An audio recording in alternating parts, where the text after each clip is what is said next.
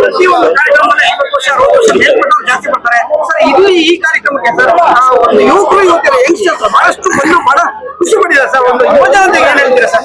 ನೋಡಿ, ಅದೇ ಕಂಠಗಾರ ವೈಭವ ಅಂತಕ್ಕಂಥದ್ದು ಕನ್ನಡ ಡಿಂಡಿಮ ಪ್ರತಿಷ್ಠಾನದಿಂದ ಇವತ್ತು ಸಂತೋಷ್ ಗುರೂಜಿ ಅವರ ನೇತೃತ್ವದಲ್ಲಿ ಬಹಳ ಅದ್ಭುತವಾಗಿ ಮೂಡಿ ಬಂದಿದೆ. 3000ಕ್ಕೂ ಹೆಚ್ಚು ಗೃಹಿಣಿಯರು, ಮಕ್ಕಳು, ವಿದ್ಯಾರ್ಥಿಗಳು ಭಾಗವಹಿಸಿ ಬಹಳ ಯಶಸ್ವಿಯಾಗಿ ಗೋಲ್ಡನ್ ವರ್ಲ್ಡ್ ರೆಕಾರ್ಡ್ ಅನ್ನ ಇವತ್ತು ದಾಖಲಾಗಿತ್ತು. ಅದನ್ನ ಇವತ್ತು ಅವಕಾಶ ಸಿಕ್ಕಿದೆ. ಅದೇ ಯುವ ಪೀಳಿಗೆಗೆ ಇವತ್ತು ಮುಂದಿನ ಅವಕಾಶಗಳ ವೇದಿಕೆಗಳು ಮಾಡ್ಕೊಡ್ಬೇಕಾಗ್ತದೆ. ಯಾಕಂದ್ರೆ ಮುಂದಿನ ಪೀಳಿಗೆಗೆ ನಮ್ಮ ಸಂಸ್ಕೃತಿ, ನಮ್ಮ ನಾಡು, ನಮ್ಮ ಕಲೆ, ನಮ್ಮ ಗಾಯನ, ಸಂಗೀತದ ಬಗ್ಗೆ ಎಲ್ಲರೂ ತಿಳಿಸಿದಾಗ ಮಾತ್ರ ಇಂಥ ಒಂದು ಕಾರ್ಯಕ್ರಮ ಯಶಸ್ವಿ ಆಗೋದಕ್ಕೆ ಸಾಧ್ಯ. ಅದನ್ನ ಇಲ್ಲಿ ಇವತ್ತು ಗೃಹಿಣಿಯರು ಮತ್ತೆ ವಿದ್ಯಾರ್ಥಿಗಳು ಮತ್ತೆ ಎಲ್ಲರೂ ಕಲಾವಿದರು ಸೇರಿ ಈ ಒಂದು ಕಾರ್ಯಕ್ರಮ ಯಶಸ್ವಿಗೊಳಿಸಿದ್ದಾರೆ. ಮತ್ತೊಮ್ಮೆ ಅವರಿಗೆ ಈ ಸಂದರ್ಭದಲ್ಲಿ ಅಭಿನಂದನೆ ಸಲ್ಲಿಸ್ತೇನೆ. ನಾವು ಬಹಳಷ್ಟು ಕಾರ್ಯಕ್ರಮ, ಸಾವಿರಾರು ಕಾರ್ಯಕ್ರಮ, ಲಕ್ಷಾಂತರ ಕಾರ್ಯಕ್ರಮ ನೋಡಿದ್ರೆ ಸರ್, ಬಹಳಷ್ಟು ಏಜ್ ಆಗಿರೋರು ಬಂದೇ ಬರ್ತಾರೆ ಸರ್. ಇಲ್ಲಿ ಯುವ ಜನತೆ ಎತ್ತ ಕಾಣಿಸ್ತಾರೆ ಸರ್. ನಾವು ಒಂದು ಏನಾದ್ರು ಒಂದು ಹೇಳಿ ಸರ್. ಅದೇ ನೋಡಿ, ಆ ಯುವ ಜನತೆಗೆ ಹೇಳ್ತಾ ಇರ್ತಕ್ಕಂಥ ನಾವು ಆ ಸಂದೇಶ ಶಿಕ್ಷಣ ದಲ್ಲಿ ಸಂಗೀತನೂ ಸಹ ಇರ್ಬೇಕಾಗ್ತದೆ. ಮತ್ತೆ ನಮ್ಮ ನಾಡು ನುಡಿ ವಿಚಾರದಲ್ಲಿ ಅವ್ರಿಗೂ ಸಹ ಮನವರಿಕೆ ಮಾಡಿಕೊಟ್ಟು ನಮ್ಮ ನಾಡಿನ ಸಮಸ್ಯೆಗಳು ಬಂದಾಗ, ಜ್ವಲಂತ ಸಮಸ್ಯೆಗಳು ಬಂದಾಗ ಯುವ ಪೀಳಿಗೆ ಎಚ್ಚೆತ್ಕೋಬೇಕಾಗ್ತದೆ. ಕನ್ನಡ ನಾಡು ನುಡಿ ಉಳಿಬೇಕಾದ್ರೆ ಯುವ ಪೀಳಿಗೆ ಪಾತ್ರ ಬಹಳ ಮುಖ್ಯ ಅಂತ ನಾನು ಈ ಸಂದರ್ಭ ಹೇಳಕ್ ಇಚ್ಛೆ ಪಡ್ತೇನೆ. ಕಾರ್ಯಕ್ರಮ ಜೊತೆ ಎಲ್ಲರೂ ಆರೋಗ್ಯನೂ ಕಾಪಾಡಿದ್ರೆ ಯಾವ ಮೊಬೈಲ್ ಇಂಟರ್ನೆಟ್ ಸೈಬರ್ ಅಲ್ಲಿ ಹೋಗ್ತಾರೆ. ಈ ಒಂದು ಕಾರ್ಯಕ್ರಮ ನೋಡಲಿಕ್ಕೆ ಒಂದು 5 ಅವರು ಒಂದು ಆರೋಗ್ಯನೂ ಉತ್ಪತ್ತಿಯಾಗಿದೆ. ಅದ್ರ ಬಗ್ಗೆ ಅದರ ಮಹತ್ವನೇ ಸಂಗೀತ. ಆ ಸಂಗೀತ ಇದ್ದಾಗ ಆರೋಗ್ಯನ ವೃದ್ಧಿ ಆಗುತ್ತೆ. ಕಲಾವಿದರು ಸಹ ಒಳ್ಳೆ ಕಲಾವಿದರು, ಒಳ್ಳೆ ಗಾಯನವನ್ನ ಮಾಡಿ ಆ 3 ಗಂಟೆಗಳ ಕಾಲ ಬಹಳ ಯಶಸ್ವಿಯಾಗಿ ಗಾಯನವನ್ನ ನಡೆಸ್ಕೊಟ್ಟಿದ್ದಾರೆ. ಅದರಲ್ಲೂ ಶಿವರಾಜ್ ಕುಮಾರ್ ಅವರು ಇರ್ಬೋದು, ಗುರೂಜಿ ಅವರು ಇರ್ಬೋದು, ಮತ್ತೆ ಎಲ್ಲ ಕಲಾವಿದರು ಕಾರ್ಯಕ್ರಮಕ್ಕೆ ಮೆರುಗು ಬರೋ ರೀತಿಯಲ್ಲಿ ನಮ್ಮ ಬಸವ ತತ್ವಗಳಿರ್ಬೋದು, ಸಾಹಿತ್ಯ ಒಂದು ಇದಿರ್ಬೋದು, ಮತ್ತೆ ನಮ್ಮ ನಾಡಗೀತೆ ಇರ್ಬೋದು, ಮತ್ತೆ ಬಾರಿಸು ಕನ್ನಡ ಡಿಂಡಿಮ ಇರ್ಬೋದು, ಅನೇಕ ಗೀತೆಗಳನ್ನ ಇಲ್ಲಿ ಪ್ರಸ್ತುತಪಡಿಸ್ತಕ್ಕಂಥ ಅರ್ಥಪೂರ್ಣವಾದಂತಹ ಕಾರ್ಯಕ್ರಮವನ್ನ ಮತ್ತೆ ಶಾಲಾ ಆಡಳಿತ ಮಂಡಳಿ ಇರ್ಬೋದು, ಮತ್ತೆ ವಿದ್ಯಾರ್ಥಿಗಳಿರ್ಬೋದು, ವಿದ್ಯಾರ್ಥಿ ಸಮೂಹ ಇರ್ಬೋದು, ಎಲ್ಲರೂ ಸಹ ಭಾಗವಹಿಸಿ ಒಂದು ಮೆರುಗನ್ನ ಈ ಒಂದು ಕನ್ನಡ ಡಿಂಡಿಮ ಪ್ರತಿಷ್ಠಾನಕ್ಕೆ ಕೊಟ್ಟಿದ್ದಾರೆ. ಮತ್ತೆ ಅದ್ರ ಜೊತೆಗೆ ನಮ್ಮ ಮಂಡಲರ ನೆಚ್ಚಿನ ಅಣ್ಣ ಡಾಕ್ಟರ್ ರಾಜ್ಕುಮಾರ್ ಅವರಿಗೆ ಇಲ್ಲಿ ಮರಣೋತ್ತರವಾಗಿ ಕನ್ನಡ ಡಿಂಡಿಮ ಪ್ರಶಸ್ತಿಯನ್ನ ಸ್ವೀಕಾರ ಮಾಡೋದಕ್ಕೆ ನಮ್ಮ ಕರುನಾಡ ಚಕ್ರವರ್ತಿ ಶಿವರಾಜ್ ಕುಮಾರ್ ಅವರು ಬಂದು, ಗೀತಾ ಶಿವರಾಜ್ ಕುಮಾರ್ ಅವರು ಇಬ್ರು ಬಂದು ಕಾರ್ಯಕ್ರಮ ನಡೆಸಿಕೊಟ್ಟಿದ್ದಾರೆ. ಅದರಲ್ಲೂ ವಿಶೇಷತೆ ಈ ಕಾರ್ಯಕ್ರಮಕ್ಕೆ ಹೆಚ್ಚು ಮೆರುಗು ಬಂದಿದೆ ಅಂತ ನಾನು ಈ ಸಂದರ್ಭ ಹೇಳಕ್ಕೆ ಇಚ್ಛೆ ಪಡ್ತೇನೆ.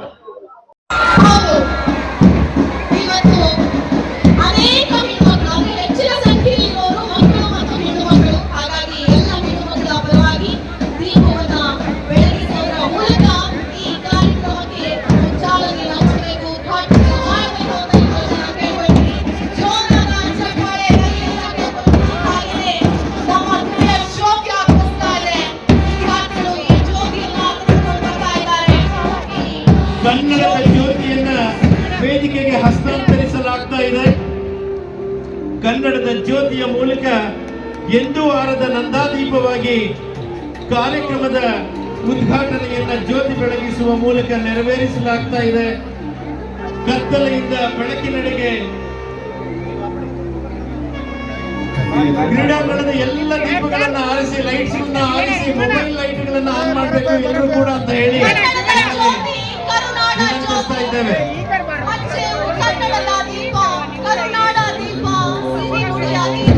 ನಿಮ್ಮೆಲ್ಲ ಮೊಬೈಲ್ಗಳಲ್ಲಿ ದೀಪವನ್ನು ಬೆಳಗಿಸಿ ಈ ಒಂದು ಕಾರ್ಯಕ್ರಮವನ್ನು ಮತ್ತಷ್ಟು ಅರ್ಥಪೂರ್ಣಗೊಳಿಸಿ ಎಲ್ಲ ಸಭಿಕರು, ಎಲ್ಲ ಕನ್ನಡದ ಮನಸ್ಸುಗಳು ಎಲ್ಲರ ಮೊಬೈಲ್ ಟಾರ್ಚ್ಗಳು, ದೀಪಗಳು ವೇದಿಕೆ ಕಡೆ ಬರಲಿ ಅಂತ ಕೇಳ್ಕೊಳ್ತೀನಿ. ಈ ಮೂಲಕ ಕನ್ನಡದ ಕಹಳೆ ಮೊಳಗ್ತಾ ಇದೆ. ಕನ್ನಡ ಡಿಂಡಿಮ ಪ್ರತಿಷ್ಠಾನ 2025ರ ಈ ಕಾರ್ಯಕ್ರಮ ಅತ್ಯಂತ ಯಶಸ್ವಿಯಾಗಿ ಸಾಗ್ತಾ ಇದೆ.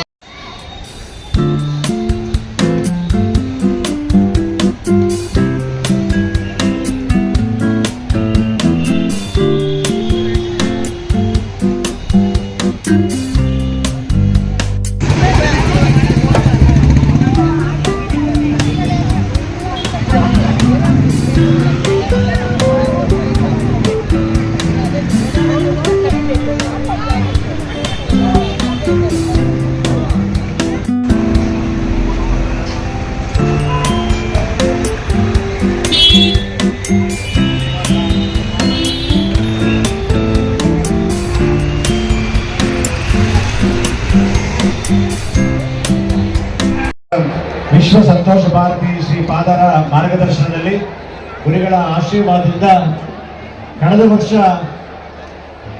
ಅರಮನೆಯ ಮೈದಾನದಿಂದ ವಿಧಾನಸೌಧದವರೆಗೂ ಸಹ ತಾಯಿ ಭುವನೇಶ್ವರಿಯ ಮೆರವಣಿಗೆಯನ್ನ ಕಳೆದ ಬಾರಿ 50 ಬೆಳ್ಳಿ ರಥದ ಮೂಲಕ ಕಲಾ ತಂಡಗಳ ಮೂಲಕ ಎಲ್ಲ ಭವ್ಯವಾದಂತಹ ಮೆರವಣಿಗೆಯಲ್ಲಿ ಅರಮನೆ ದಯಮಾಡಿ ಕ್ಷಮೆ ಇರಲಿ ಅಂತ ನಾನು ಕೇಳ್ಕೊಳ್ತೀನಿ. ಎಲ್ಲ ಮಾರ್ಗದರ್ಶನದಲ್ಲಿ ಗುರುಗಳ ಆಶೀರ್ವಾದದಲ್ಲಿ ಬಹಳ ಯಶಸ್ವಿಯಾಗಿ ಕಳೆದ ವರ್ಷ ಕನ್ನಡ ಡಿಂಡಿಮ ಕಾರ್ಯಕ್ರಮದಲ್ಲಿ ಮೂಡಿ ಬಂದಿರತಕ್ಕಂಥದ್ದು ತಮಗೆಲ್ಲ ಗೊತ್ತಿರತಕ್ಕಂಥ ವಿಚಾರ. ಆ ಸಂದರ್ಭದಲ್ಲಿ ಕನ್ನಡ ಡಿಂಡಿಮ ಪ್ರತಿಷ್ಠಾನದಿಂದ 2025 ಕಳೆದ ಬಾರಿ ಪ್ರಶಸ್ತಿಯನ್ನ ಡಾಕ್ಟರ್ ಕುವೆಂಪು ಅವರಿಗೆ ಘೋಷಣೆಯನ್ನ ಮಾಡಿ ಅದರ ಪ್ರಶಸ್ತಿ ಸ್ವೀಕಾರವನ್ನ ಅವರ ಸುಪುತ್ರಿಯಾದಂಥ ತಾರಿಣಿ ದೇವಿಯವರು ಬಂದು ಆ ಒಂದು ಕಾರ್ಯಕ್ರಮದಲ್ಲಿ ಭಾಗಿಯಾಗಿ ಆ ಪ್ರಶಸ್ತಿಯನ್ನ ಸ್ವೀಕಾರವನ್ನ ಮಾಡಿದ್ದಾರೆ. ಬಹಳ ಯಶಸ್ವಿಯಾಗಿ ಮುಂದುವರೆದಿದೆ.